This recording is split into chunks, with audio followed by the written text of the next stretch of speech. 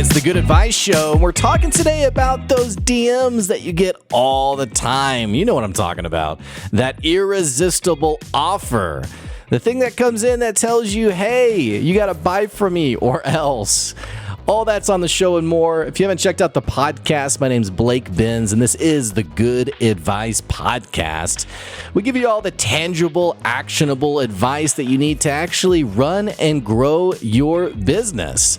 There's no fluff on this podcast, just good advice. But before we jump into our episode today and how all the sales acumen in the world won't save you from a wrong message, we got a quick word from one of our sponsors. Check it out. Here it comes. Are you looking for one of the best places to eat here in Northwest Arkansas?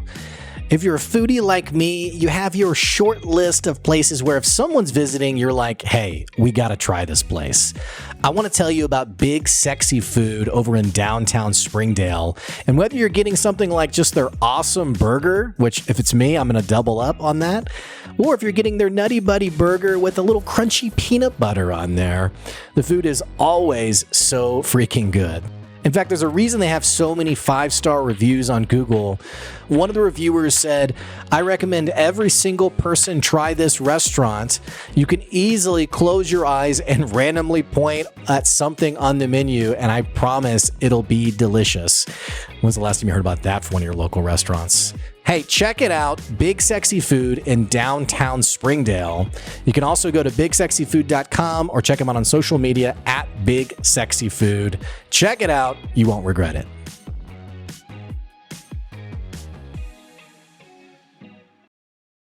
So this is another feisty episode where I hit my breaking point for the number of DMs that I am getting on a day-to-day basis. And it's probably not unlike yourself. You're probably getting these DMs constantly. And I think what drives me crazy is not just getting the one DM, but the follow-up DM, the follow-up to the follow-up DM, the follow-up to that one as well. And, you know, honestly, I understand that this is pretty much all AI generated. It's chat botified. You can know when you get that DM in your inbox, 90% of the time it is an automated message. And then the follow-up message is also an automated message. I know this because when I started my business 5 years ago, I was given basically a deep dive training on using it. And I don't necessarily have any issue with it, by the way. Whenever someone books a call with me, they come on the podcast, what have you, they automatically get it's an automated email they get. It says, hey, thanks for coming on the podcast. I'm really excited. And a friend of mine, when he has people on his podcast, he sends out an automated email that says, you know, beep, boop, I'm a bot. Thanks for coming on, whatever. So I have no problem with using software in this way. In fact, if you're going to scale your business, you're going to have to use it in some way simply because you don't have the time or the space to do this all yourself. The thing, however, that is really driving me crazy, it's the sheer mass of messages that I'm getting, which again, if you're on LinkedIn, if you have an email, you are probably getting the same thing. In fact, now it's spread over to text messaging, which really drives me crazy. It's like I can't even look at my phone now without, you know, having like the sales text or what have you. But looking at one right now, and I don't want to just razz on these messages because we're all familiar with them. So, you know, it's the Good Advice Podcast. I want you to be able to walk away with some good advice today. So just basically pointing out that these things are sloppy and they don't create traction for your business.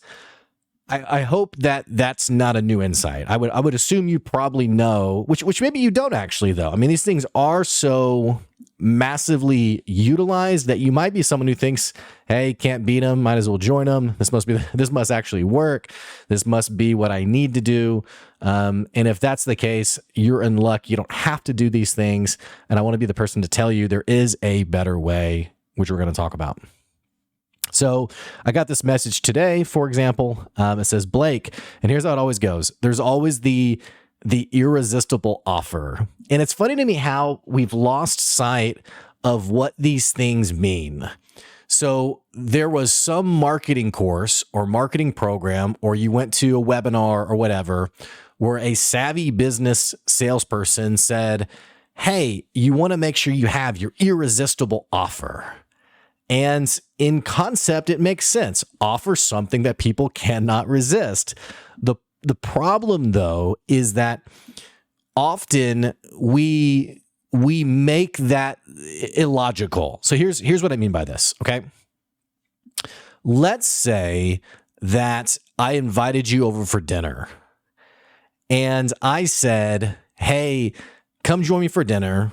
I'll give you a couple of choices for what you want to eat. I can make you hamburger helper, which, not knocking it. But if I invited you over to have it, I don't know, maybe you'd judge me. Maybe you'd be like, yeah, what's going on here? Like, where's the actual food? Where are we going with this? But if I said you can have hamburger helper, or you can have a filet mignon that I have slow cooked. I put it in I seared it in a cast iron pan. I threw some butter and thyme and garlic on it. It's a perfect medium rare. How does that sound? Which one would you like? Every person's going to choose the filet. Every person, other than like my wife's vegan, so she's not going to choose it. But like the concept's still true. It's funny to me how there are these illogical offers. They assume they're irresistible offers, but they're illogical offers because they are offers that no one would ever rightfully say no to. And because of that, my trust in you is at a bare minimum. Does this make sense? Like here's the offers that come into the inbox. Hey, Blake, how would an additional $10,000 a week with one simple email sound for your business? How would that sound for your business? Sorry, reading's hard. How would an extra $10,000 a week, would you be open to that? What person is going to say no to that? See, we've misunderstood what irresistible offer means. And instead of offering something that is attractive and speaks to me and is exciting and innovate, I'm like, okay, what is this? Instead, now it's the offer that no one would ever say no to, but because everyone's offering it, I have no belief or trust in it. So when you open with that, I'm immediately turned off to it. So you get this thing. It says, how would an additional $10,000 a week sound? Then there's like the essay on, we've already done this. This one says, we've already done $50 million in revenue for our clients. We work with them until they generate at least $30,000 from our custom system. I'd love to offer you a free, in all caps, 30-minute client acquisition strategy session. Drives me crazy. If you're still skeptical, one of our clients went from $0 to $37,800 a month in 90 days. No, they didn't. No, they didn't. They did not. No, they didn't. Your client did not go from $0 to almost $40,000 a month. $500,000 a year in 90 days. They did not go from nothing, no business, to $500,000. And then I get a couple of follow-up messages. Hey, Blake, want to make sure you saw this. Another one. Hey, Blake, want to make sure you know about the one coach who went from $0 to $20,400 in 120 days. Let me know and we can jump on a call to chat this through. So I get this kind of stuff all the time. It drives me crazy. And like I said, you probably get it too. It drives me crazy because, and I said this earlier, it goes against every concept of effective salesmanship, and it goes against doing business well. Here's why. This is not someone who genuinely wants to help their customers. This is someone who has crafted a sales pitch that is attractive to someone who is desperate, who's looking for a quick fix to their business, and is wanting, most importantly, overnight success. Now, don't misunderstand me. because I really have an issue with like the grind mindset, the hustle mindset. If somebody can be successful in 90 days, I have no issue with that. In fact, I hope that that's the case for you and your business. However, I will tell you, we have over 300 episodes on the podcast. We've had dozens and dozens of people come on the podcast. I cannot think of one successful business owner who's joined me on the show who tells a 90-day success story. Most people who've come on the podcast, now that I think of it, the multi-million-dollar business owners who've come on the podcast, that's no exaggeration, people who've joined me on the show who run 7-figure plus businesses, they tell a story, they tell an honest story about working freaking hard for 6, 7, 8 years before the business finally turned a corner, before it finally became what they wanted it to become. I think this is such a gut punch for many people who want to start a business, because social media is inundated with these stories, and you read it and you think, well, shoot, man, I can run an amazing business in 30 days. And this person says it in 90 days, it's doable. In 90 days, I could have a $500,000 a year business. And I hate to say it, you probably can't. Not to be a downer, but you probably can't, because there is so much nuance to doing business well. There's so much nuance to understanding what it is you really sell, to understanding what your customers' pain points are. Now, granted, I had someone who I talked to on the podcast that their husband had launched this really amazing consulting business, and it had caught fire very quickly, like had caught on very quickly. And it was like, yeah, I mean, he had 20 plus years of experience in the industry with deep connections that he could leverage to kickstart his business. So if you have that, you can expect quick growth for your business. But if you don't have that, you should go in with clear expectations for what this is going to look like. Now, this isn't a podcast episode on, anti-entrepreneurship or even anti-cold DMing. I mean, for some people it works, and I don't necessarily begrudge people for doing that. I do begrudge people when they cold DM for doing the same old what everyone else is doing. If you're going to cold DM pitch me, you can at least put in a little effort rather than a copy paste message. Hey, Blake, I listened to your episode. You don't know me. I'd love a few minutes of your time, what have you. That already stands apart from, hey, Blake, did you know we work exclusively with coaches and consultants? You know what I'm saying? It's just that little amount of effort already goes a long way. But so I want to talk today about, let's get to what I really want to talk about today, which is understanding the mindset that will actually make you money in your business. Because some people think that making money in business is chasing these quick sales.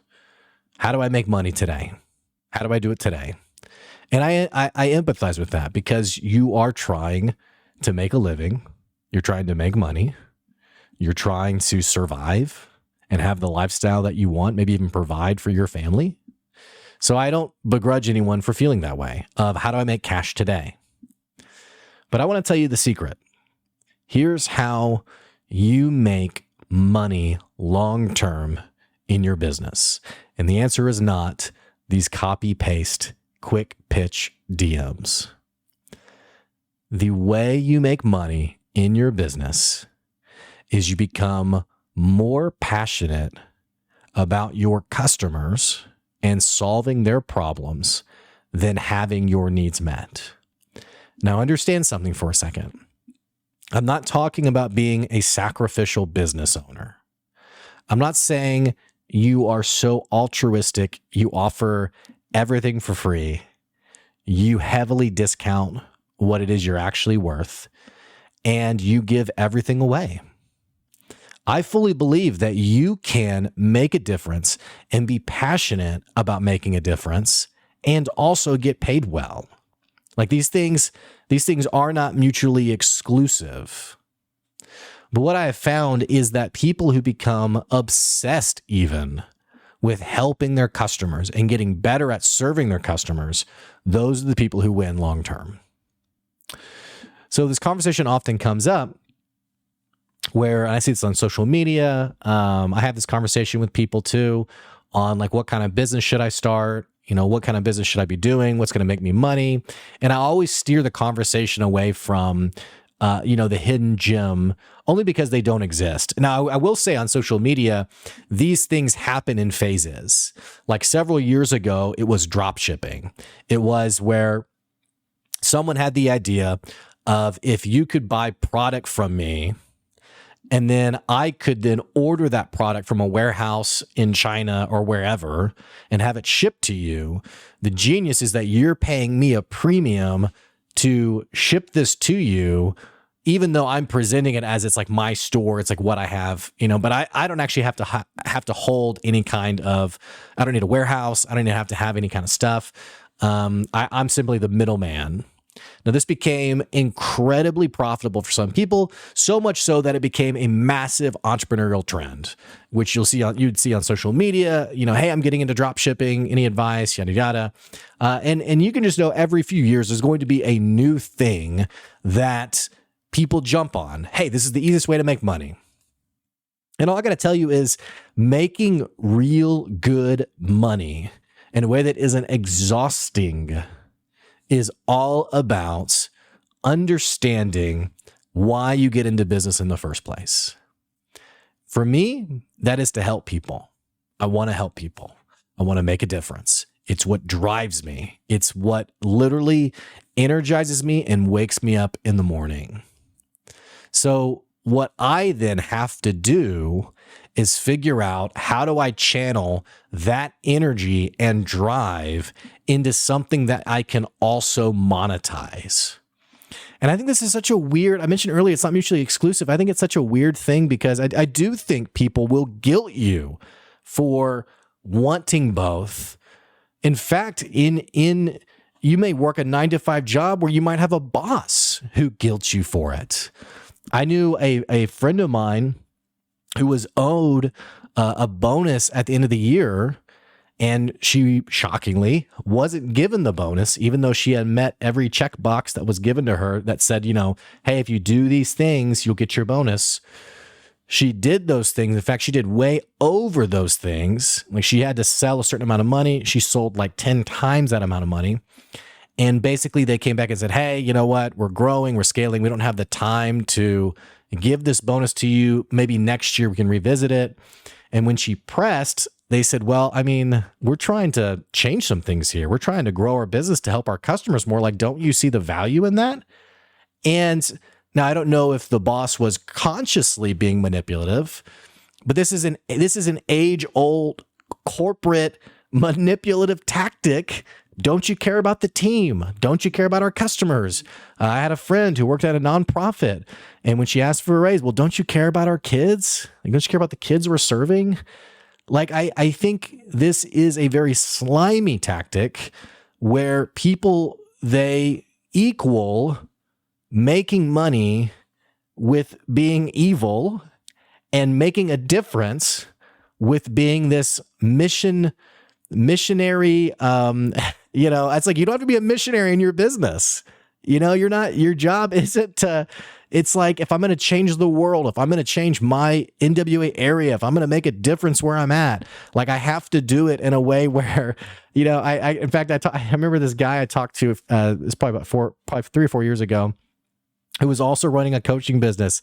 And we were just like swapping stories about like how excited we were to make a difference. And like when you have that one customer whose life has just changed, like they get it in their business, you can see it in their business, and like how energizing that is. And so then we eventually got on the topic of what we charge and pay. And, and this has always been something that I'm constantly working out. And so I was chatting with him about like, what do you charge? What does it look like?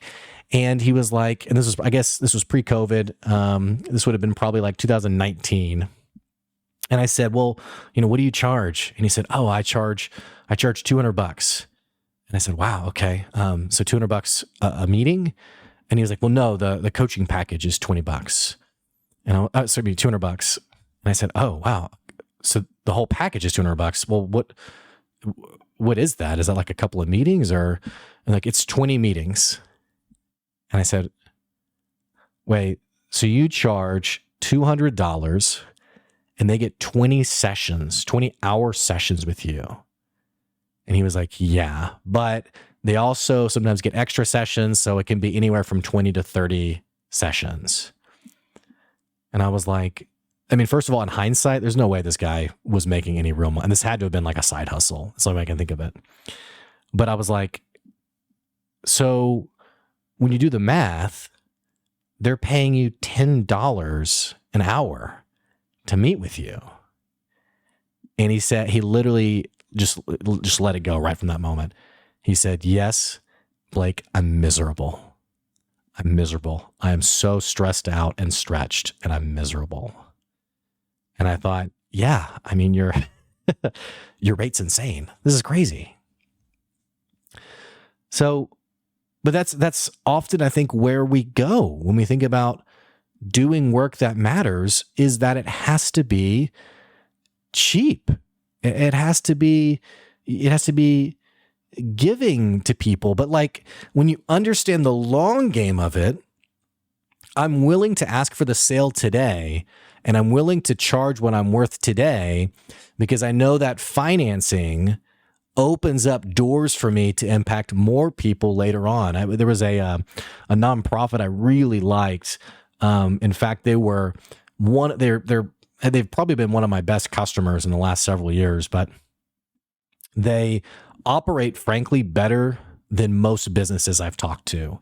Just a high level of business sense in this nonprofit, which isn't always the case. So we were talking about their revenue and the money they were making, and I was complimenting the CEO on her perspective. I just was like, man, you have such a great sense for the money you're bringing in, and like how you're utilizing and all these things. And she said, well, and I'm assuming this is probably a common phrase in the nonprofit world, but I had never heard it before. But she said, Blake, without money, there's no mission. And it always stuck with me. It just clicked immediately. I said, yeah, you're totally right. She's like, yeah, without money, we're not able to fulfill the mission that we want to accomplish. And I think sometimes as people, especially when you're really heart-oriented, you're really impact-focused, that is the philosophy that we often miss, because we think to make a difference, we have to be so holistic and pure to that making money is wrong. Now, not to backpedal on this, I do think there are dangers with making too much money and being obsessed with money. And there have been times in my life where I've been overly focused on the budget and the money I'm bringing in, where I've missed the sweetness of the day, the fullness of life. So I do think there's something there that's worth thinking about. But often the conversation I have with younger business owners, younger meaning they're newer to the game, is this guilt complex around making money. Is it okay? Am I allowed to do it? See, when you find yourself in that sweet spot of charging what you're worth and also being deeply passionate about your customers, man, I think when both of those things align, that is when you run a business that's truly successful, because it's no longer fully about you. Now you didn't get into business to make a quick buck. You got into business to make a difference. So you're spending that time learning your customers, talking to your customers, learning their pain points, and deeply wanting to solve them. But at the same time, you're charging what you're worth. You're making the money you should be making so that your dream, your impact, your vision can continue to grow. So you'll always know, I think, when you're too far on either sides of those things. I think when you go too deeply down the money side of it, you reduce your business to these DM pitches, just trying to make a quick buck because it's all about the money. And then when you go too heavily into, I'm just going to help whoever I can, no matter if I make any money, you might make a big difference for 6 months, but then when you're out of money and you're broke, well, I guess the dream dies. So something to think about today. All this to say, think about, why are you in business? Why are you in business? Why do you do what you do? What's your end game? And are you making sure your business is appropriately aligned with those two things? Hey, that's today's good advice. I want to appreciate you guys for listening today. Thank you for tuning into the podcast. Man, I hope it was helpful today. Don't forget, hey, if you enjoy the podcast, make sure you're following it, you're subscribed to it. You can also support the podcast on our Patreon, patreon.com/goodadvice. And if you're a business owner and you want your business talked about how amazing it is at the start of an episode, shoot me an email, blake@goodadvicecoaching.com, to chat about some advertising on the pod. All that to say, that's today's good advice. We'll catch you later. See ya.